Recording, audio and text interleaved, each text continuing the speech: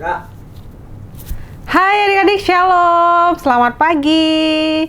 Adik-adik, kita akan memulai sekolah minggu kita. Gimana kabarnya? Sehat semua? Puji Tuhan, semuanya dalam keadaan baik dan sehat. Ayo sama-sama kita berdiri, kita mau nyanyi lagu Allahku Besar. Allahku besar, kuat dan perkasa, tiada yang mustahil bagi Dia.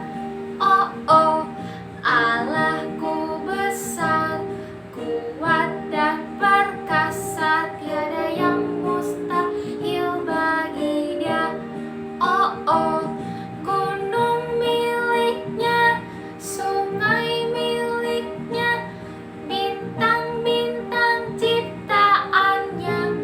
Oh oh, Allahku besar, kuat dan perkasa, tiada yang mustahil bagi Dia.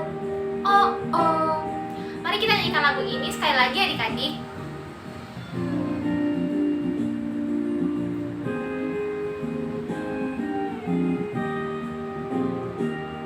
Allahku besar, kuat dan perkasa, tiada yang mustahil bagi Dia. Oh oh, Allahku besar, kuat dan perkasa, tiada yang mustahil bagi Dia. Oh oh, gunung miliknya, sungai miliknya, bintang-bintang ciptaannya. Oh oh, Allahku besar, kuat dan perkasa, tiada yang mustahil bagi Dia.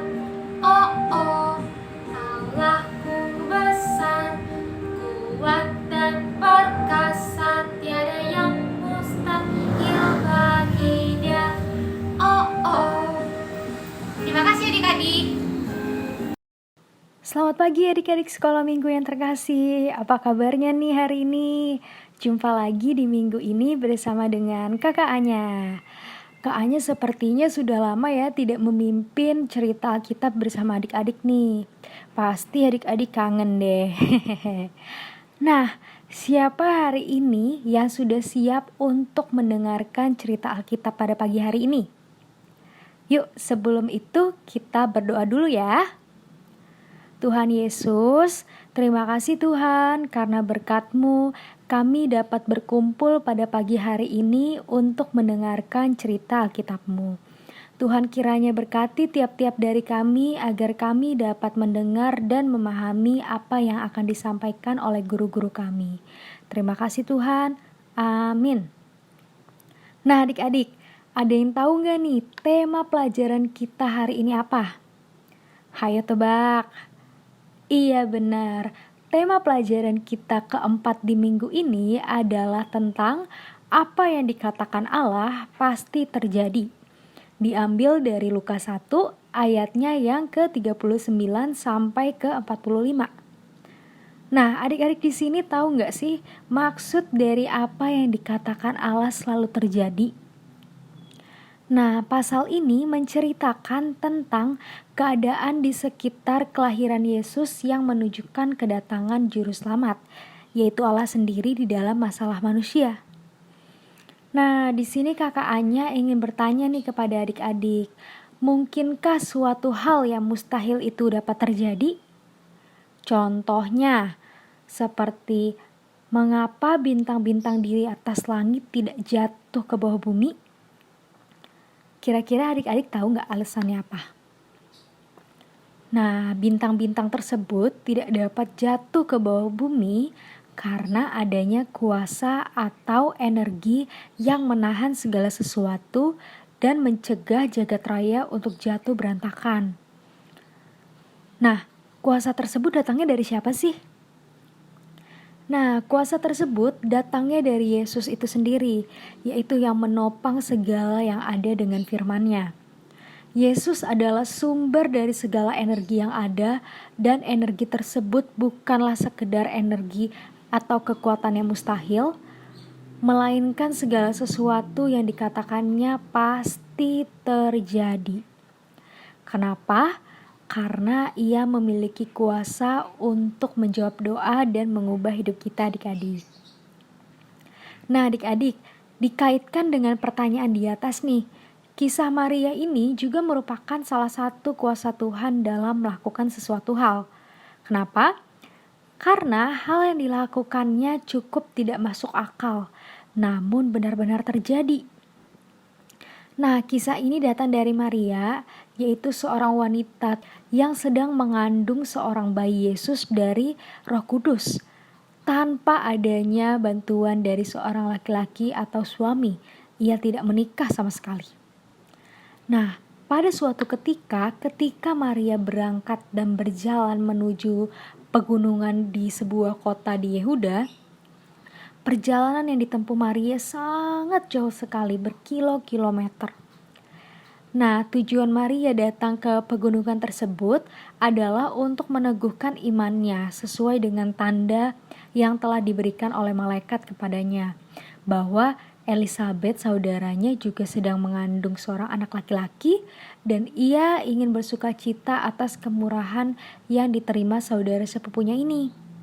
Ketika Elisabet mendengarkan Maria mengucapkan salam, bayi yang ada di dalam kandungannya melonjak kegirangan dan Elisabet pun penuh dengan Roh Kudus. Lalu Elisabet memuji iman Maria dan menguatkan dia. Nah, mari kita baca di ayatnya yang ke-45 yang berisi, "Berbahagialah ia yang telah percaya, sebab apa yang dikatakan kepadanya dari Tuhan akan terlaksana." Nah, dari sini adik-adik kita dapat menyimpulkan bahwa dengan segala kerendahan hati Maria, ia bersedia untuk dipakai Tuhan dengan luar biasa.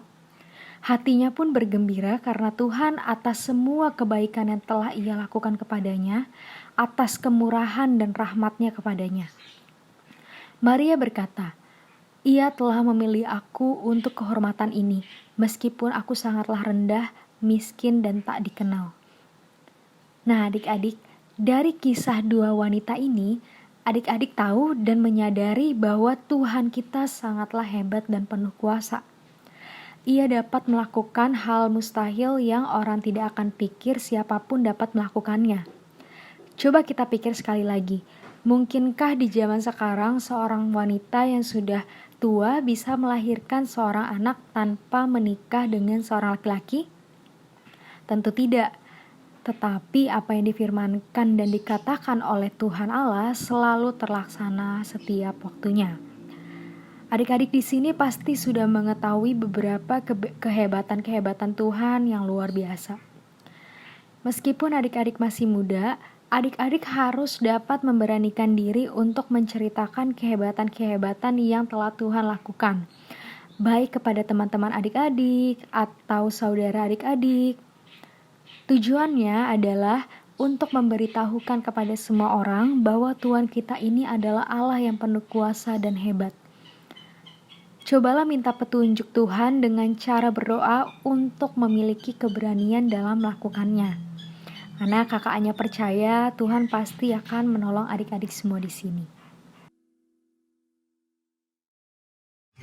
Adik-adik, sekarang waktunya kita untuk menghafalkan hafalan ya. Ikuti gerakan kakak ya. Sebab apa yang dikatakan kepadanya dari Tuhan akan terlaksana. Lukas 1 ayat 45b. Sekali lagi ya. Sebab apa yang dikatakan kepadanya dari Tuhan akan terlaksana. Lukas 1 ayat 45b. Terima kasih adik-adik, selamat menghafalkan. Nah adik-adik, sekarang kita lihat lembar kerja kita ada tugas nih. Tugas yang pertama yaitu mari mengurutkan. Urutkanlah gambar di bawah ini sesuai dengan cerita Alkitab hari ini dengan memberi nomor pada lingkaran yang tersedia. Jadi ada 4 gambar, nanti adik-adik urutkan mana gambar pertama sampai gambar terakhir yang benar urutannya. Yang kedua adalah pernyataan benar atau salah. Berilah tanda benar B jika pernyataannya sesuai dengan cerita Alkitab hari ini dan salah S jika tidak sesuai. Yang terakhir ada tuliskanlah. Tuliskanlah contoh tindakan seseorang yang mau dipakai oleh Tuhan sebagai alatnya. Minta bantuan kepada orang tua adik-adik untuk mengerjakannya ya. Ada nama teman atau keluarga, dan ada respon teman atau keluarga.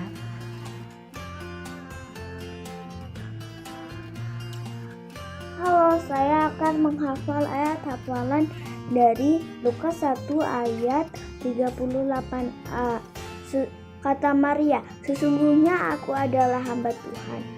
Makasih. Dadah.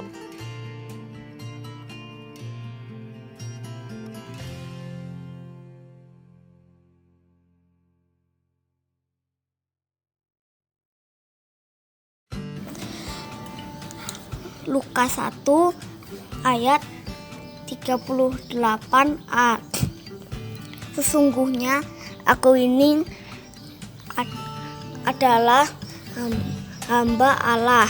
Makasih. 1 ayat 38a, kata Maria, sesungguhnya aku ini adalah hamba Tuhan.